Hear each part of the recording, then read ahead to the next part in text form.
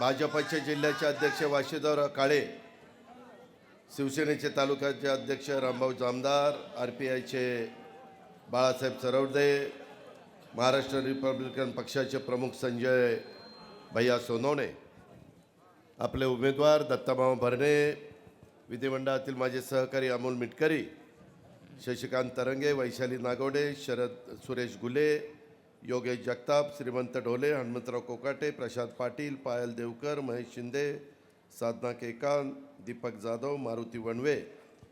वेळ बराच झालेला आहे याची मला जाणीव आहे, कारण 2:40ला त्याला फॉर्म भरायचा आहे आणि आत्ता वाजले 2.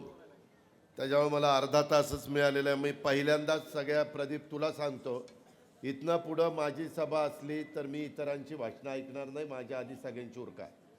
मी आल्यावर एक भाषण ऐकेल आणि माईक हातामध्ये घेईल, तर मला महाराष्ट्रामध्ये सगळीकडे सभा घेता येतील. ह्याला बोलू द्या, त्याला बोलू द्या, त्याला बोलू द्या. पहिलं बोलून घ्या ना, काय बोलायचं ते बोलून घ्या. मित्रांनो, सगळीकडंच महाराष्ट्राच्या विधानसभेच्या निवडणुकीची रणधुमाळी चाललेली आहे. अजून उद्या परवा सुट्टी आहे. 28ला मी पण फॉर्म भरतोय बारामतीत, 29ला काही जण फॉर्म भरतील आणि मग छाननी होईल 30 तारखेला, आणि 1-2 दिवस माघारीचे दिवस राहतील आणि दिवाळी 1-2-3 तारखेला आहे. खऱ्या अर्थाने प्रचाराला सुरुवात भाऊबीज झाल्यानंतर सुरू होईल, कारण दिवाळी शेवटी तुमचा माझा सगळ्या महाराष्ट्राचा, भारताचा आनंदाचा दिवस, आनंदाचा सण. सगळेजण उत्साहाने त्याच्यामध्ये भावाचं ओवाळणी, भाऊ ओवाळणी टाकत असतो, बहीण ओवाळणी करत असते. पाडवा महत्त्वाचा असतो, 3.5 मुहूर्तापैकी एक दिवस, आणि आपला बाकीचं देखील वेगवेगळ्या प्रकारचे महत्त्वाचे लक्ष्मीपूजन असतं. ह्या सगळ्या गोष्टी असतात. आज मला मामांनी आजवरून सांगितलं की दादा हा फॉर्म भरायला या. यावेळेस राज्य उद्याच्या 5 वर्षाच्या करता कोणाच्या हातामध्ये द्यायचं आहे हा निर्णय शाहू फुले आंबेडकरांच्या महाराष्ट्राला घ्यायचा आहे. आणि अजूनही काही जणांचे उमेदवारी जाहीर करणं बाकी आहे. शनिवार रविवार ते सगळं काम संपेल आणि संपूर्ण चित्र स्पष्ट होईल. किती उमेदवार राहतील, काय राहतील. लोकशाहीमध्ये प्रत्येकाला फॉर्म भरण्याचा अधिकार आहे, त्याच्याबद्दल मी आत्ता काही बोलू इच्छित नाही. परंतु इथं येत असताना मला सहज 1984 सालापासून आठवण आली, कारण 84 साली खऱ्या अर्थाने मी एक तरुण कार्यकर्ता या नात्याने इंदापूर तालुक्यामध्ये आदरणीय पवारसाहेब उमेदवार होते आणि त्यांच्या विरोधामध्ये भाऊ उमेदवार होते, शंकरराव भाऊ पाटील, आणि ती निवडणूक झाली त्यावेळेस. आणि आता 2024 म्हणजे एवढा काळ, जवळपास आता 40 वर्ष झाली ना. 84 आणि 2024 हा काळ माझ्या डोळ्यासमोरनं गेलेला आहे.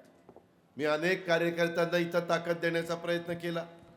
अनेक जीवाभावाचे सहकारी आज माझ्या इथं हयात नाही आहेत, त्यावेळेस ते वडीलधारी होते. मग त्याच्यामध्ये गणपतराव पाटलांचा उल्लेख करता येईल, गोलपसाहेबांचा उल्लेख करता येईल, बोडकेदादांचा उल्लेख करता येईल, किती जणांचा उल्लेख करू. बाबासाहेब पाटलांचा उल्लेख करता येईल, खूप जण की त्यांनी त्या काळात, जमाप्पा मोरेंचा उल्लेख करता येईल, बऱ्याच जणांचा उल्लेख करता येईल. पण मी त्या सगळ्यांना सुरुवातीलाच भावपूर्ण श्रद्धांजली अर्पण करतो. आणि नवी, जुने आणि मधल्या फळीतले सगळ्यांना बरोबर घेऊन आपल्याला उद्याच्या काळामध्ये महायुतीचं सरकार आणायचं आहे. एकनाथ शिंदे, देवेंद्रजी, मी आणि बाकीचे आमचे RPI आणि इतर घटक पक्ष सगळेजण मिळून सगळ्यांना आम्ही समाधानी उमेदवारीच्या बाबतीमध्ये करू शकत नाही, पण एकंदरीतच जास्तीत जास्त जागा ह्या महाराष्ट्रातनं माझ्या महायुतीकरता निवडून गेल्या पाहिजे. पुणे जिल्ह्याने तर त्याच्यामध्ये महत्त्वाची भूमिका बजावावी, कारण आज दत्तामामा बोलत असताना काय त्याने सांगितलं, 6,000 कोटी रुपयाचा निधी 5 वर्षात. 2 वर्ष वाया गेली, 1 वर्ष सरकारमध्ये नव्हतो, 1 वर्ष करोना होता. 3 वर्षात 6,000 कोटी रुपयाचा निधी दिला. कशाला म्हणतात 6,000 कोटी? माझ्याकडे लिस्ट आहे की कशा पद्धतीनं निधी दिला प्रत्येक बाबतीमध्ये. कारण मला माहिती आहे ना, ज्यावेळेस लोकप्रतिनिधी निवडून जातो आमदार, हा आपले प्रश्न सोडवण्याच्या करता, आपल्या भागाचा सर्वांगीण विकास करण्याच्या करता. आता तुमच्या समोर जे काही चित्र आहे, एकंदरीत आज मी महायुतीचे उमेदवार म्हणून दत्तामामा भरणेंच्या घड्याळाच्या चित्राच्या जवळचं बटन आपण उद्याच्या 20 तारखेला दाबावं ही विनंती करण्याच्या करता मायमाऊलींनो, बांधवांनो, मी तुमच्या सगळ्यांच्या समोर आलेलो आहे. माझी हात जोडून विनंती आहे, इथं सुरुवातीलाच इंदापूरचं ग्रामदैवत इंद्रेश्वराच्या चरणी नतमस्तक होतो. माझ्या इंदापूर तालुक्याचं दैवत असणाऱ्या नीरा नरसिंगपूर इथल्या लक्ष्मी नरसिंहाला देखील वंदन करतो आणि इंदापूरची जन्मभूमी असणाऱ्या कवयित्री शांता शेळके यांच्या साहित्य कार्याचं देखील मी त्या ठिकाणी स्मरण करतो, त्यांना अभिवादन करतो. एकंदरीतच आज आमचे महाराष्ट्र रिपब्लिकन पक्षाचे संस्थापक अध्यक्ष संजय भैया सोनवणे यांनी आमच्याबरोबर काम करण्याचा जो निर्णय घेतला त्याबद्दल आज 23-24 जिल्ह्यामध्ये त्यांचं काम आहे, त्यांचाही निश्चितपणे फायदा महायुतीचे राष्ट्रवादीचे उमेदवार विजयी करण्याच्या करता झाल्याशिवाय राहणार नाही, अशा प्रकारचा विश्वास देखील व्यक्त करतो.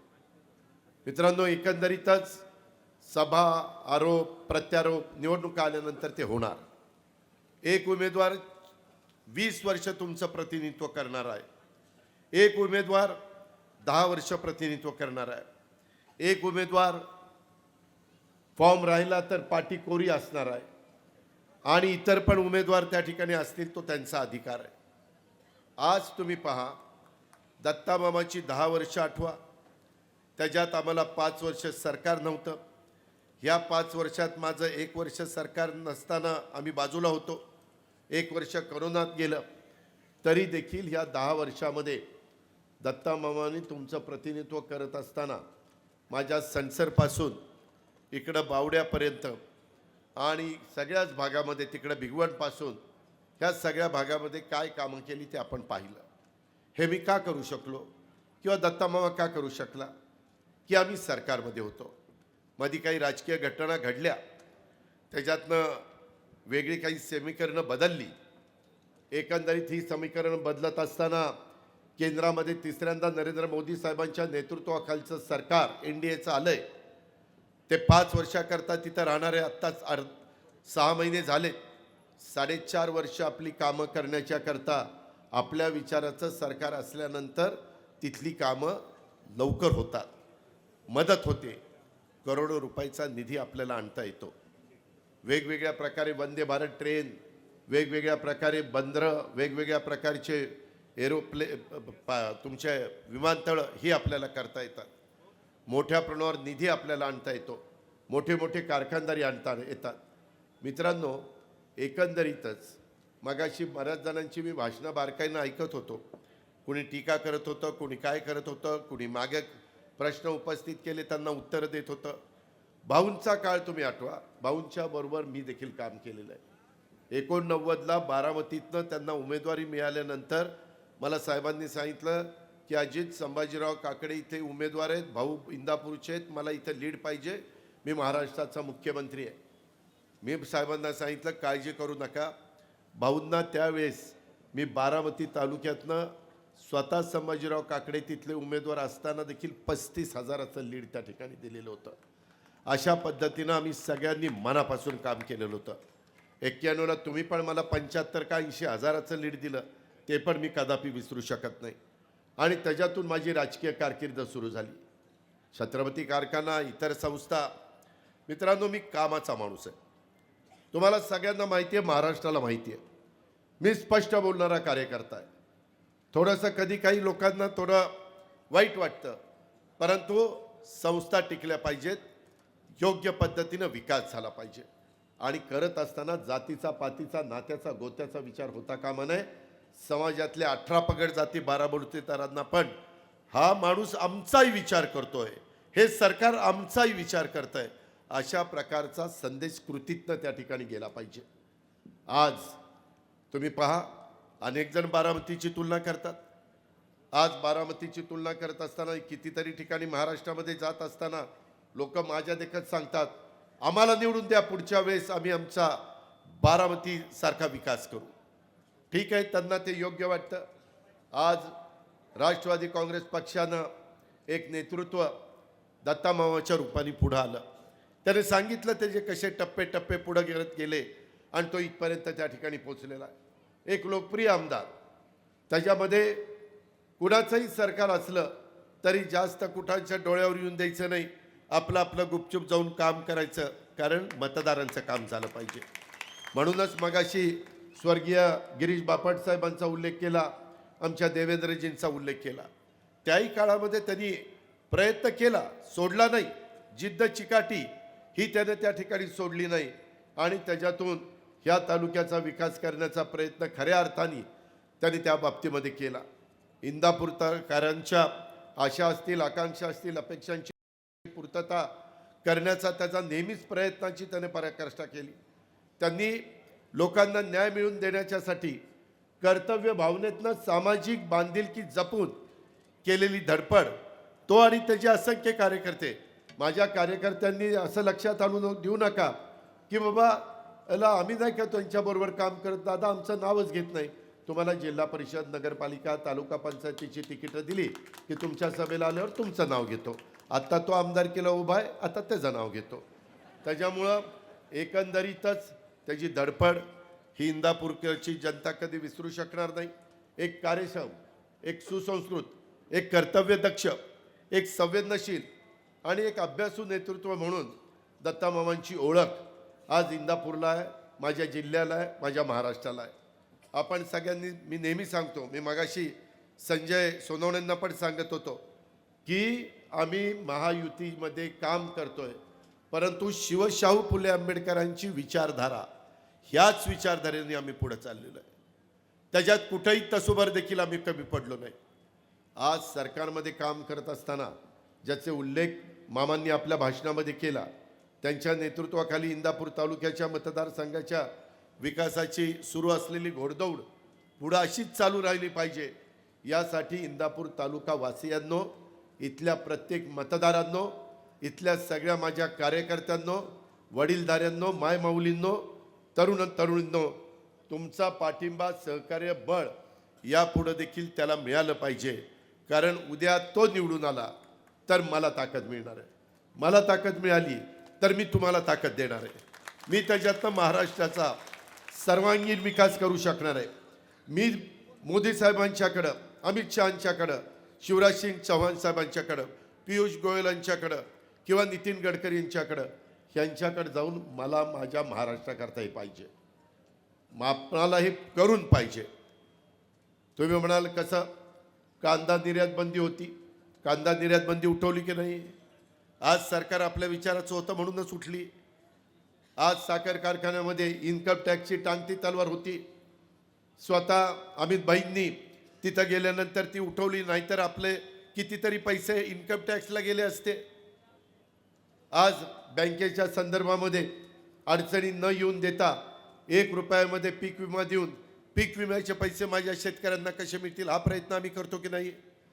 आज माझ्या दुधाचे भाव वाढावेत म्हणून परदेशामध्ये माझी दुधाची पावडर निर्यात होण्याच्या करता आज केंद्राची मदत लागते. आज इतर कोणी ती मदत करू शकत नाही. हे एकमेकावर अवलंबून आहे. इंदापूरकरांनो, त्याची जाणीव आपण ठेवा. शिक्षणाच्या संदर्भातल्या गोष्टी, किती गोष्टी मी तुम्हाला सांगू, ते जर चित्र बदलायचं असेल, आता आया बहिणी इतक्या बसल्या, इतके खोटारडी माणसं आहेत समोरची, विरोधक. अरे 10वा अर्थसंकल्प सादर करत असताना मी त्याच्यामध्ये माझी लाडकी बहीण योजना आम्ही एकनाथरावांनी, देवेंद्रजींनी आणली. त्याच्यामध्ये 1,500 रुपये माझ्या मायमाऊलीला मिळाले पाहिजे. अहो, त्या मायमाऊलीला स्वतःच्या करता किंवा स्वतःच्या नातवंडाकरता किंवा काही घरातल्या कुणाकरता काही घ्यायचं म्हटलं तरी नवऱ्याकडे हात पसरावा लागतोय. जरा नातवंडाला काहीतरी आणायचे, दे ना 10-20 रुपये, 5-50 रुपये. आता तिचे पैसे तिच्या अकाउंटला जातात. ती ठरवणार की माझ्याकरता काय केलं पाहिजे, म्हणजे तिच्या स्वतः करता. आज एवढ्या मायमाऊली मला भेटतात, इतके पत्र पाठवतात, इतके फोन येतात, मेसेज येतात की दादा आमचं चांगलं झालं. गरीबाला गरिबीची किंमत माहिती आहे, मोठ्यांना काय माहिती आहे? तोंडात सोन्याचा चमचा घेऊन जन्माला आलेल्यांना 1,500 रुपयाची किंमत काय कळणार आहे? ती गरीब महिलेला कळती, खुरपणीला जाणाऱ्याला कळती, ती माझ्या धुणंभांडी करणाऱ्याला, माझ्या झाडू पोतना करणारी महिला आहे, माझी स्वयंपाक करणारी महिला आहे, तिला ती किंमत कळते. आणि खुशाल मला आत्ता कोणतरी सांगत होतो, दादा इथं भाषणं करतात, ती योजना बंद झाली. काय म्हणलं, ती योजनेला काय स्टे आलाय. इतक्या थापा मारतायत. ये बरं समोर कुठं स्टे आलाय दाखव मला. त्या स्टे आणणाऱ्याकडे पण बघतो आणि तुझ्याकडे पण बघतो. काय अरे भाषणं करा ना, खरं सांगा ना. काय आमचं चुकलं असेल तर सांगा ना, अजित पवारचं हे चुकलं आणि त्याच्यामुळे लोकांचं नुकसान झालं. चुकलं असेल तर मान्य करीन, पण नसेल चुकलं तर कसा मान्य करीन. त्यामुळं त्याच्यामध्ये खुशाल सांगतात स्टे आला. अरे माय माऊलींना विचारा, नोव्हेंबरचे भाऊबीजेचे पैसे पण 3,000 रुपये पाठवले का नाही. टोटल 7.5 आले. पहिले 3,000 पाठवले जुलै ऑगस्टचे, ते आमच्या रक्षाबंधनाची ओवाळणी होती. नंतर सप्टेंबरला पाठवले ते. त्याच्यामध्ये माझ्या माय माऊलीला विश्वास वाटावा, नाही हे बोलतात तसं करतात, हा अजितदादाचा वाद आहे आणि त्या पद्धतीनं पाठवले. त्याच्यानंतर आता भाऊबीज, मला वाटतं 3 तारखेला भाऊबीज आहे. आता आचारसंहिता लागणार होती. जर आचारसंहिता लागली असती तर माझ्या बहिणीला, मला एकनाथरावांना, देवेंद्रला ओवाळणी देता आली नसती. म्हणून म्हणलं हे कधी लागणार आहे, इतक्या तारखेला. त्याच्या आधी चेक जाऊ द्या, पैसे लगेच अकाउंटला. 3,000 रुपये आता आले की नाही, आले. म्हणजे भाऊबीज पण दिली. माझ्या माय माऊलींनो, हे म्हणतात ही योजना बंद करायची. तुम्ही आम्हाला, दत्ता मामाला, मला, जे कोणी महायुतीचे उमेदवार ज्या ज्या भागात आहेत, काही ठिकाणी घड्याळ चिन्ह आहे, काही ठिकाणी धनुष्यबाण चिन्ह आहे, काही ठिकाणी कमळ चिन्ह आहे, ते ठिकाणी ते बटन दाबा. पुढं 5 वर्ष या योजना चालू करण्याची जबाबदारी माझी स्वतःची आहे. असा शब्द एकनाथरावांनी दिलाय, देवेंद्रांनी दिलाय, मी पण दिलाय. आम्ही शब्दाचे पक्के आहोत. नुसतं एवढं नाही, माझ्या माय माऊलींच्या बरोबर माझ्या शेतकऱ्यांची लाईट बिल 0 केलं की नाही, 0चं लाईट बिल आलं की नाही, मागचं देखील 0 केलं. मागचं बऱ्याच जणांचं 5,000, 10,000, 15,000, 20,000 होतंय. 3, 5, 7.5 0चं बिल केलं. आता इथनं पुढं आम्ही तुम्हाला दिवसा लाईट देणार आहे. आत्ताच दत्तामामा म्हणला दिवसा लाईट द्यायची आहे. त्याकरता जनाई, शिरसाई, पुरंदर, लाकडी लिंबोडी ते पण घेतलेलं आहे. आम्ही सोलरचे पॅनल टाकतोय. जवळपास 9,500 मेगावॉट वीज ही सोलरवर तयार करतोय. सूर्यप्रकाश उजाडला, वीज चालू. माझ्या शेतकऱ्याचा शेतीपंप बळीराजाचा चालू. दिवस मावळला, शेतीपंप बंद, घरी जायचं, बायका मुलांच्यामध्ये राहायचं, गप्पा मारायच्या, कसं शिक्षणाचं चाललंय, कसं काय चाललंय. आणि बिबट्याची भीती नाही, विंचुकाट्याची भीती नाही, सापाची भीती नाही. ह्या पद्धतीनं 6 महिन्यांनी तुम्हाला दिवसा वीज देणारे काम जोरात चाललेलं आहे. जोरात काम चाललंय. तोपर्यंत लाकडी लिंबोडी होतीच पूर्ण. ती झाल्यावर पण लाईट बिल नाही, फक्त पाणीपट्टी, फक्त पाणीपट्टी. त्याच्यामुळं तुम्हालाही परवडणार आहे. जे आम्हाला करता पाठीमागं आलं नाही, नवीन टेक्नॉलॉजी आली, नवीन तंत्रज्ञान विकसित झालं आहे, त्याचा वापर आपण केला पाहिजे. त्याच रस्त्याने आम्ही पुढं चाललेलो आहे. मित्रांनो, एकंदरीतच काम करत असताना बऱ्याच गोष्टी तुम्ही पहा, आमच्या हातामध्ये ज्या संस्था आहेत, माझ्या हातात तुम्ही पुणे जिल्हा बँक दिली. आज बँक चांगली चालली की नाही. आज सुनील इथं बसलाय, चांदेरे व्हाईस चेअरमन. परवाच कुठं लखनौला मिळालं, लखनौला नंबर 1चं बक्षीस मिळालं बँकेला. ठीक आहे, त्यांचं सगळ्यांचं अभिनंदन. दिलेल्या संस्था ह्या तळहाताच्या फोडाप्रमाणे जपायच्या असतात. बँक चांगली चालली, जिल्हा परिषद चांगली चालवली. आत्ता सध्या त्या ओबीसीला आरक्षण मिळालं पाहिजे म्हणून सुप्रीम कोर्टात केस चालू आहे, ती लवकर लागावी. कारण कार्यकर्त्यांना पण झेडपी सदस्य, तालुका पंचायत सदस्य व्हायचं असतं. त्यांनाही वाटतं आम्ही लोकांना खासदार आमदार करायचं आणि आम्ही काय नुसत्या सतरंज्या उचलायच्या का, नाही का उचलायच्या. तुम्हालाही मिळालं पाहिजे. त्या ठिकाणी तुम्हाला वेगवेगळी पदाच्या करता हे एकदा इलेक्शन उद्या, त्याच्या मागच लागणार आहे. त्याही निवडणुका लवकर कशा लागतील त्या पाहणार आहे. मित्रांनो, एवढंच नाही, आपला पुणे जिल्हा दूध संघ पण चांगला चालवला आहे. बारामती तालुका दूध संघ पण चांगला चालवला आहे. संस्था चालवायला नेतृत्वामध्ये धमक आणि ताकद असावी लागते. ते येड्यागाबाळाचं काम नाही. तुमचा दूध गंगा दूध संघाची काय अवस्था आहे? वाट लागली. त्याच्यानंतर अमृत आलं. आता सॉरी अमूल आता अमूलनी तरी काहीतरी होईल. ते अमूल पण बंद पडलं, दूध गंगा पण बंद पडला. अरे काय संस्था चालवत आहेत?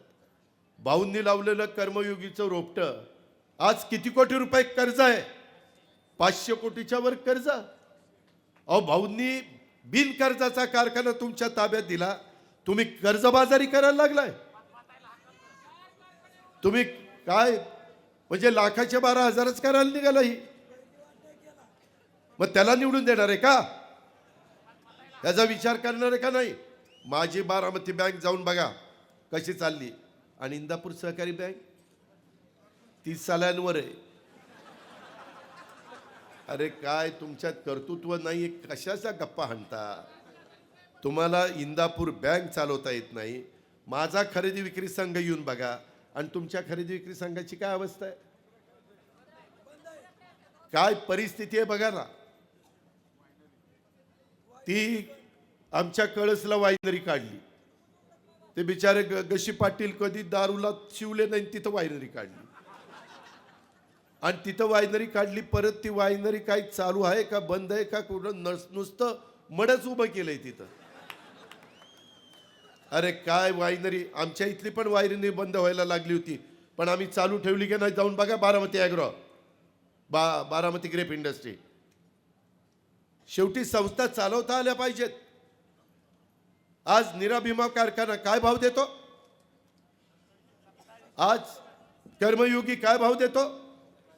आज माझ्या नेतृत्वाखाली चाललेला योगेश इथं बसलाय, माळेगाव कारखान्याचा संचालक, 3,636 रुपये भाव. आहे कोणाचा?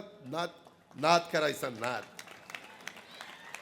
अरे इंदापूर करा नो, तुम्ही 700 रुपये टनाला कमी घेताय, कष्ट तेवढेच. NCDC कडनं मधी राज्य सरकारच्या मागे लागून 300 कोटी रुपये आणले. हर्षवर्धन पाटलांनी 300 कोटी रुपये आणले. काय केले?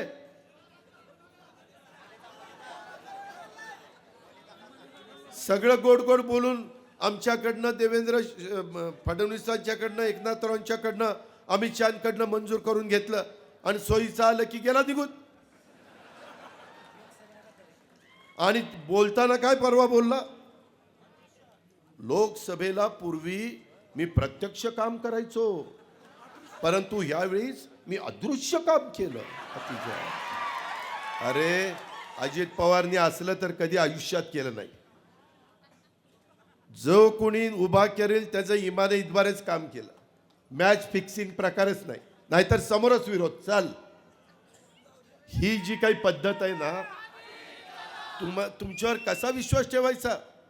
तुम्ही एकीकडे आम्हाला घरी खानदानाला नेलं, जेवायला घातलं, वाळलं, आणि अदृश्य प्रचार केला.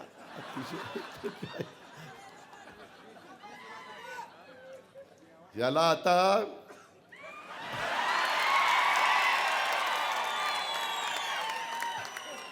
टांगा घोडा कसा असतो, घोडा याच्यामध्ये हे थांबारे, ही लोक कुणाचीच नाही. ही उगवत्या सूर्याला नमस्कार करणारी. मी तुम्हाला आता सांगतो, मगाशी कोणीतरी विषय काढला. देवेंद्र फडणवीस ते स्वतः आणि मी सागर मंगल्यावर बसलो. देवेंद्रनी सांगितलं की आत्ता तुम्ही सगळ्यांनी काम करा, आपल्याला मोदी साहेबांना तिसऱ्यांदा पंतप्रधान करायचं आहे, एक जागा महत्त्वाची. ते म्हणले आमदारकीचं काय? ते म्हणले, मी म्हणलं आमदारकीच्या संदर्भामध्ये मी काही बोलत नाही. मग ते म्हणले देवेंद्र जे निर्णय घेतील तो मान्य. मी म्हटलं ठीक आहे, देवेंद्रजी घेतील तो निर्णय मान्य. मी हो म्हणलो, हर्षवर्धन पण हो म्हणला. आता निवडणुका जवळ आल्या, मध्ये 12 जागा भरायच्या होत्या, त्याच्यातल्या 7 जागा आत्ता भरल्या, 5 जागा राहिल्या. मला स्वतः भाजपच्या काही प्रमुख लोकांनी सांगितलं आम्ही त्यांना तिच्यामध्ये घेणार आहोत, परंतु थांबायची तयारीच नाही.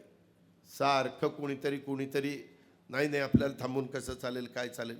ते त्यांच्या पक्षाने काय करावं त्यांचा झालं, भाजप सोडून दिला. आणि आता त्या राष्ट्रवादीमध्ये पक्षा पवारसाहेबांच्या पक्षामध्ये गेले. सारखं दलबदलू कोण तुमच्यावर विश्वास ठेवणार आहे? एकदा तुम्ही गशी पाटलांच्या वेळेस उमेदवारी नाही मिळाली म्हणून अपक्ष उभा राहिला. त्यावेळेस सांगितलं की आम्ही सूतगिरणी काढणार आहोत. बावड्यामध्ये गेलं की यादी करा, लाखेवाडीला यादी करा, किती घ्यायची, जंक्शनला यादी करा, वालचंदनगरला यादी करा, भरणेवाडी, अंतुर्न, माझं सणसर, सगळीकडे याद्या. आणि मुलांना नोकऱ्या नव्हत्या, लोकांनाही वाटलं आता सूतगिरणी. 95ला इंदापूरकरांना नीट आठवा, झाली सूतगिरणी. किती वर्ष झाली? 15 ही जवळपास 25-40 वर्ष झाली, नाही 30 वर्ष झाली, ती 29 वर्ष झाली. 29 वर्ष झाली. तुम्ही किती फसवाफसवी कराल रे? आज ह्या पद्धतीनं तुम्ही करोडो रुपये माझ्या इंदापूर तालुक्यातल्या जनतेला कमी देता. छत्रपतीनं पण भाव 3000 दिला, पण ॲट ए टाइम एका वेळेस दिला, 2-3 टप्प्यामध्ये दिला नाही. कशाचे? सूतगिरणीचे. हां, तेव्हा आता सूतगिरणीचे पैसे दिले नाही, व्याजासकट वसूल करायला पाहिजे. हे जे प्रकार आहेत ना, विश्वासार्हता तुमची काय? आज तुम्ही 4-4 वेळेला निवडून जाता, तुम्ही त्या ठिकाणी निराभिमा कारखाना अडचणीत आणला आहे. मी मगाशी सांगितलं त्या सगळ्या संस्था अडचणीत आणल्या. सूतगिरणी तर उभी केलीच नाही. शिक्षण संस्थेची पण चौकशी लागली. मला आत्ता माझे एक सहकारी सांगत होते, दादा इंदापूर अर्बन कोऑपरेटिव्ह बँकेला 10 लाख रुपये RBIने दंड केला, गेल्या वर्षी वाटतं. दंड केला का केला? काहीतरी चुकीचं होतं म्हणून केला. शिक्षण संस्थेची आता चौकशी लागली. अरे असं करून नाही राजकारण होत. लोकांची कामं करावी लागतात, विकास करावा लागतो. ह्या 10 वर्षातला दत्ता मामा भरणेंच्या नेतृत्वाखाली झालेला इंदापूरचा विकास आणि हर्षवर्धन पाटलांनी त्याच्या आधी 20 वर्षाचं केलेलं काम, तुम्ही तर सत्तेमध्ये होता. सातत्याने तुम्ही मनोहर जोशी आणि त्या नारायण राणे मुंडे साहेबांच्या सरकारमध्ये होता. पुन्हा 99ला पण तुम्ही सरकारमध्ये आला, 2004ला आला, 2009ला आला. सतत सत्तेमध्ये असताना पण तुम्हाला पूर्ण जिल्हा मी बघत होतो, फक्त तुम्हाला इंदापूर तालुका बघायचा होता. त्याच्यामुळं कितीतरी विकास इथं व्हायला पाहिजे होता. मी माझा बारामती तालुका बघून जिल्हा बघत होतो की नव्हतो? मी माझ्या इंदापूर तालुक्यातल्या कार्यकर्त्यांना ह्या ना त्या प्रकारे कुठं ना कुठं जिल्हा परिषदेचं अध्यक्षपद, सभापतीपद, महाराष्ट्र राज्य साखर कारखाना संघाचं चेअरमनपद, अशा वेगवेगळ्या सहकाराचं एक कुठलं तरी पद दिलं होतं. लोकलेखा, काही का होईना पद देण्याचा प्रयत्न केला ना. त्याच्यामध्ये वेगवेगळ्या संस्था काढत असताना त्यांच्या अडचणी दूर करण्याचा प्रयत्न केला ना. आत्ता मामांनी उल्लेख केला, बंद कॅनॉल बोगदा करतोय, त्या बोगदा झाल्यावर 3 TMC पाण्याची बचत होणार. माझं टेलला पार तरंगवाडीच्या तलावामध्ये पाणी मला टाकता येणार ना. ह्या सगळ्या गोष्टी आपल्या आहेत ना, ह्याचा विचार करा ना. आज बाकीच्या संदर्भामध्ये ही सगळी कामं करत असताना माझी तुम्हाला सगळ्यांना सांगणं आहे, एकंदरीतच माझ्या इंदापूर तालुक्यामध्ये एवढा मोठा माझा उजनीचा धरण आहे. मला दत्ता मामाने सांगितलं, दादा 1 कोटी रुपये मत्स्य बिया करता तुम्ही त्या ठिकाणी मत्स्य बीज, गेल्या वर्षी 1 कोटी रुपये मागितले, दिले की नाही? गेल्या वर्षी 1 कोटी दिले, यंदा 2 कोटी मागितले. 2-2 कोटीची बीज तिथे टाकतोय की माझ्या मासेमारी करणाऱ्यांचा धंदा चालावा म्हणून. ह्याचा आधी कुणी विचार केला? दत्तानी लक्षात आणून दिल्यानंतर लगेच मी निर्णय घेतला. त्याच्यामध्ये महामंडळाच्या खंडकरी भोगवटा वर्ग 2 जमिनी 1 मध्ये रूपांतर केलं की नाही? कधी कुणी केलं? का नाही केलं? पूर्वीच्या नेतृत्वाने का गप्प बसले? त्याच्यामध्ये वेगवेगळ्या पद्धतीचे, आता तुम्हाला माहिती नाही, त्या आर्यन पंप्स म्हणून प्रशांत सुतारचा कारखाना आहे इथं आपल्या MIDCत. अहो, अत्याधुनिक अग्निशमन यंत्र जे परदेशामध्ये आता जात आहे, जगातल्या बहुतेक देशामध्ये त्यांची यंत्र जात आहेत. अत्याधुनिक ड्रेनेज सक्षम व्हेकल ते तयार करतायत, छोट्या आकाराच्या अग्निशमक यंत्र तयार करतायत. लोकांच्या मध्ये कर्तृत्व आहे, त्यांना संधी दिली पाहिजे. उद्याच्या काळामध्ये आपली MIDC भरण्याच्या करता आणखीन काही कारखानदारांशी बोलून तिथं कारखाने कसे येतील आणि माझ्या इंदापूरच्या तरुण तरुणींना रोजगार त्याच्यातनं कसा निर्माण होईल हा प्रयत्न आम्ही त्या ठिकाणी करतोय. दुधाला दर कमी होते, सगळे म्हणायचे दादा 28 रुपयाला काही परवडत नाही. ऑक्टोबरच्या आत सप्टेंबर 30 पर्यंत 5 रुपये वाढवून दिले सरकारच्या तिजोरीतनं, आणि ऑक्टोबरला पुन्हा 7 रुपये, म्हणजे आता 28 आणि 7 35 रुपये माझ्या शेतकऱ्याला मिळतात की नाही. आज एवढं दूध आपल्या इंदापूरमधनं जातं की नाही, हा फायदा शेवटी झाला ना. हे त्यांनी का नाही केलं, त्यांनी बंद पाडल्या. अरे आता ते कर्मयोगी लवकर नाही दिलं ताब्यात तर वाटोळच आहे बघा त्याचं म्हणजे कर्मयोगी कारखान्याचं. तिथं पण आता आपल्याला लक्ष घालावं लागेल. त्याच्यामध्ये इंदापूर शहरात वीरश्री मालोजी राजे भोसले ऐतिहासिक गडीचं संवर्धन आणि हजरत शांशावली बागबा दर्गा विकास आराखडा कधी कुणाच्या मनात आलं का नाही? 20 वर्ष यांच्या मनात आलं. ह्याच्या मनात आल्यानंतर माझ्या मागे लागून 38 कोटी रुपये मंजूर करून घेतले ना दत्तामामांनी, दिले ना पैसे. आज पर्यटन पण वाढलं पाहिजे ना.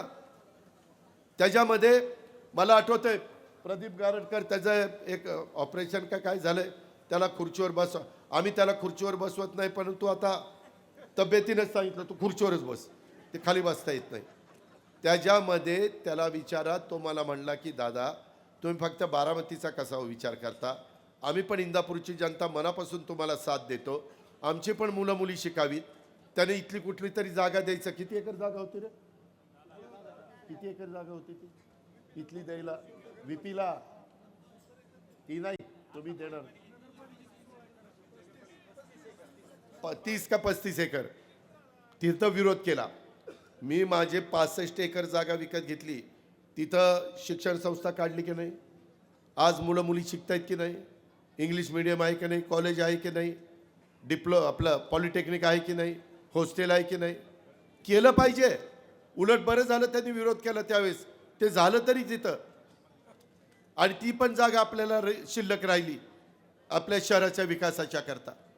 आता मगाशी दत्तामामांनी सांगितलं एवढा मोठा पूल, अशी चर्चा करत करत मी 382 कोटीचा पूल मंजूर केला आणि खुशाल म्हणतात की त्याच्यामध्ये काय ह्याची काही गरज नव्हती.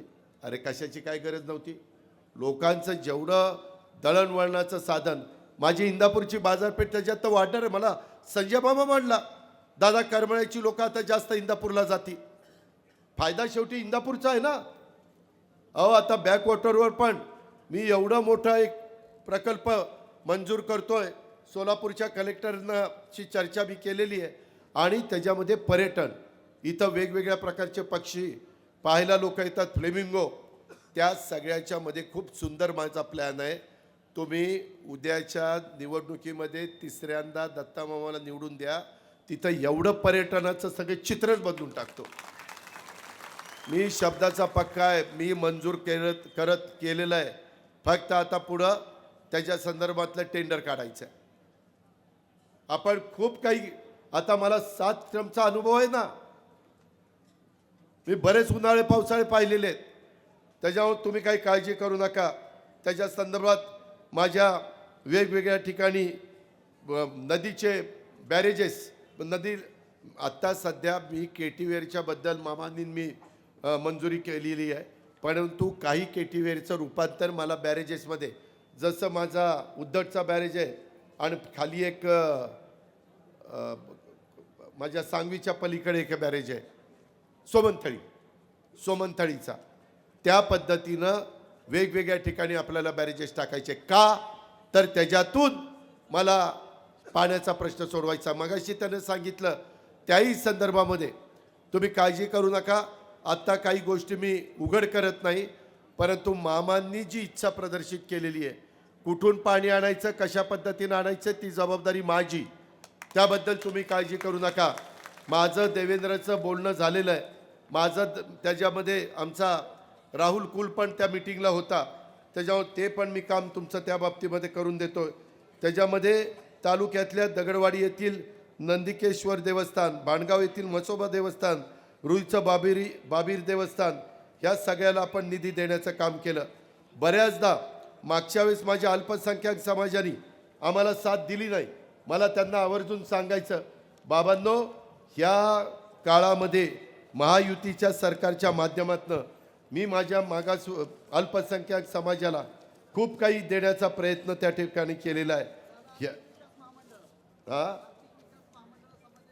अरे ती तर खूप आहेत. आता 2:40 होत आले. पहिल्यांदाच भाषणं जास्त केली, मला बोलायला वेळच नाही दिला. काय करतोस आता?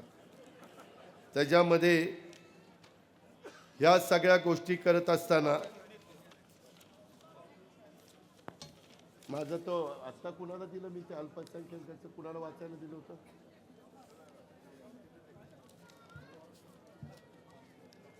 हा, अल्पसंख्याकाच्या बद्दल जसं मी टार्टी काढलं, बार्टी काढलं, सारथी काढलं, महाज्योती काढलं, अमृत काढलं, त्याच धर्तीवर अल्पसंख्याक संशोधन प्रशिक्षण संस्था त्याच्यामध्ये मार्टी काढलं. का तर माझ्या मुस्लिम समाजाच्या मुलामुलींना फायदा व्हावा. छत्रपती संभाजीनगरमध्ये अल्पसंख्याक आयुक्तालय आणि जिल्हा स्तरावर अल्पसंख्याक कक्ष त्या ठिकाणी स्थापन केलं. मौलाना आझाद अल्पसंख्याक आर्थिक विकास महामंडळाला शासनाकडनं देण्यात येणाऱ्या हमीची मर्यादा 30 कोटीवरून 30 कोटी 500 कोटी रुपयेपर्यंत वाढवली आणि महामंडळाचं भागभांडवल 1000 कोटी रुपये केलं. शैक्षणिक कर्जाची मर्यादा त्या पण माझ्या मुलामुलींच्या करता 5 लाखावरून 20 लाखापर्यंत नेली. परदेशामध्ये माझ्या अल्पसंख्याक मुलामुलींना जायचं असेल, इतरांच्या करता व्यवस्था केलीच, परंतु त्यांच्याकरता ती शिष्यवृत्ती वाढवून त्यांना त्याच्यामध्ये मोठ्या प्रमाणावर वाढ केली, कारण ती मुलं मुली पण शिकली पाहिजेत. आता परदेशात शिक्षणाची संधी मिळावी, गुणवत्तेला वाव मिळावा म्हणून अल्पसंख्याक समुदायातील 75 विद्यार्थ्यांना प्रतिवर्षी 40 लाख रुपये प्रत्येकी शिष्यवृत्ती देण्याचा निर्णय आम्ही त्या ठिकाणी घेतला. 15 जिल्ह्यामध्ये अल्पसंख्याक समाजातील महिलांचे नवीन 2800 बचत गट स्थापन करण्याच्या करता आम्ही जाचकाठी होत्या. महिला यायच्या, दादा ही अटी बंद करा, त्या अटी मी बंद करून टाकल्या. डॉक्टर झाकीर हुसेन मदरसा आधुनिकीकरण योजनेत प्रतिवर्षी 2 लाख रुपये देता येत होते, ते आता प्रतिवर्षी 10 लाख केलेले आहेत. मदरशांना शिक्षणामध्ये 6000 रुपये मिळत होते, त्यांना 16000 रुपये महिना पगार केला आणि काहींना 8000 रुपये मिळत होते, त्यांना आता 18000 रुपये त्या ठिकाणी मंजूर केले. अशा पद्धतीनं बऱ्याचशा ठिकाणी मदरशांना सोलर प्रणालीद्वारे वीज पुरवठा करण्याचा निर्णय त्या ठिकाणी घेतला. आणि मगाशी मामा जे म्हणत होता, अल्पसंख्याक समाजाला मी निधी देतो, प्रथम अर्थसंकल्पामध्ये 700 कोटी रुपयाची तरतूद केली आणि आता 300 कोटीची 1000 कोटीची तरतूद केली. काँग्रेसवाले देखील देत नव्हते. माझ्या मुस्लिम बांधवांनो, माय माऊलींनो, लक्षात घ्या, माझ्या लाडकी बहीण योजनेचा फायदा माझ्या मुस्लिम समाजातल्या पण महिलांना झालाय की नाही? सगळ्या समाजाला झाला. मी भेदभाव केला नाही. ह्या पद्धतीने तुमचं सरकार आहे, ते सरकार आपल्याला परत आणायचं आहे. ह्या बाकीच्यांच्या भूलथापांना बळी पडू नका. आज आम्ही अतिशय चांगल्या पद्धतीनं उद्याच्या काळामध्ये महाराष्ट्राचा सर्वांगीण विकास करणार आहे. हे खोटं बोलतात की महाराष्ट्रातले उद्योग गुजरातमध्ये गेले, अजिबात गेले नाही. मी सिद्ध करून देतो. आज देखील तुमचा माझा महाराष्ट्र देशात पहिल्या क्रमांकावर FDA मध्ये गुंतवणुकीमध्ये आहे. मग कसा पहिला क्रमांक आहे? काही बोलायचं, खोटं बोलायचं, रेटून बोलायचं. मागं असंच म्हणले संविधान बदलणार. अरे कोण संविधान बदलतंय? उलट प्रत्येक ठिकाणी आता संविधान भवन बांधतोय, संविधानाचा आदर करतोय, सगळ्या दुनियाला सांगतोय जोपर्यंत चंद्र आणि सूर्य आहे तोपर्यंत कुणी मायेचा लाल डॉक्टर बाबासाहेब आंबेडकरांचं संविधान बदलू शकत नाही. आणि तुम्ही आमच्याबद्दल खोटं सांगताय, नरेटिव्ह सेट करताय.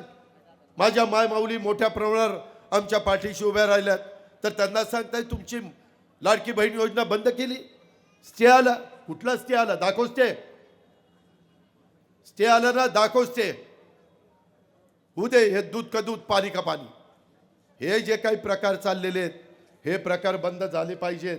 माझी आपल्याला सगळ्यांना विनंती आहे की नाही, हायकोर्टाचं आता बघा, हे हायकोर्टाचं खंडपीठ आपण नाही पुण्याचं त्याच्यामध्ये बारामतीला सेशन कोर्टात तुम्ही सगळे वकील आणि बाकीचे जायचा. मी बारामतीच्या सेशन कोर्टामध्ये तुम्ही येत असताना ते बंद करून इथं मंजुरी देऊन इथलं काम सुरू केलं. मी असा हे केलं नाही की कशाला, इथंही लोकांची सोय झाली पाहिजे, इथल्याही वकिलांची सोय झाली पाहिजे. शेवटी स्वतःपुरतं बघून चालत नाही. आज आपल्याला राज्याला पुढे न्यायचं आहे, त्यावेळेस इंदापूर तालुका देखील सर्व बाबतीत अग्रेसर राहिला पाहिजे, ही आमच्यासारख्याची भूमिका आहे.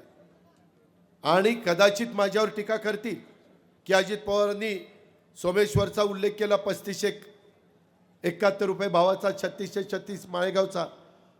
छत्रपतीचा भाव कमी आहे त्याच्याकरता मी बारकाईनं लक्ष घातलेलं आहे. आत्ता 3000 रुपये दिला. काही अडचणीमधल्या काळामध्ये आल्या, त्या अडचणीतनं बाहेर काढण्याचं काम माझं चाललेलं आहे. मी मागे असा सोमेश्वर कारखाना अडचणीत आला होता, मी बाहेर काढला आणि आज राज्यामध्ये पहिल्या 5 क्रमांकावर आणून ठेवला आहे. मला थोडासा वेळ द्या, मी छत्रपती सहकारी साखर कारखाना पण पहिल्या 10 मध्ये आणून दाखवलं नाही तर म्हणेल ते ऐकीन. पण आज मी कमी पडलो, मी कबूल करतोय. ज्याच्यात मी कमी पडलो ती कबूलच आहे मला, पण मी दुरुस्त करणार आहे. ती दमकन ताकद माझ्यात आहे. जिल्हा बँक आपल्या ताब्यात आहे. राज्य सहकारी बँकेकडे मी जाईल. अजून केंद्र सरकारकडं अमित शाह साहेबांच्याकडे जावं लागलं तर मी जाईल. मी काल होतो ना दिवसभर त्यांच्याकडं. अमित शहांकडे मी गेल्यावर काम होईल का, ही बाबा गेल्यावर काम होईल? अमित शाह साहेब आता याला दारात तरी उभं करतील का? ही जायचंच धाडस करणार नाही. अमित शहांनी पण त्याला मनापासून साथ दिली, पण असं नाही ना, असा दगा फटका करता का म्हणे. हे लोकांनी ओळखलं पाहिजे. आणि माझी तुम्हाला विनंती आहे, दत्तानी माफी मागितली आहे. काम करताना मी पण 5 वर्षात बारामतीमध्ये कुठं काही कमी पडलो असेल, चुकलो असेल. शेवटी माणूस आहे, जो काम करतो तोच चुकतो, जो कामच करत नाही तो बिनचुकच असतो. साला कामच करत नाही कसा चुकल. त्यामुळं त्या काही भांड्याला भांडं लागतं. कुठंतरी काहीतरी झालं असेल तर ते गोष्ट मनामध्ये ठेवू नका. तुम्ही माझ्याकडे बघा, महायुती सरकारकडे बघा, आपल्या भाजप शिवसेनेच्या सगळ्या कार्यकर्त्यांना, संजय सोनवणे, RPI सगळे कार्यकर्त्यांना बरोबर घ्या, सगळ्यांना संधी द्या. इथं आता आलो तर आपल्या मित्रपक्षालाच बसायला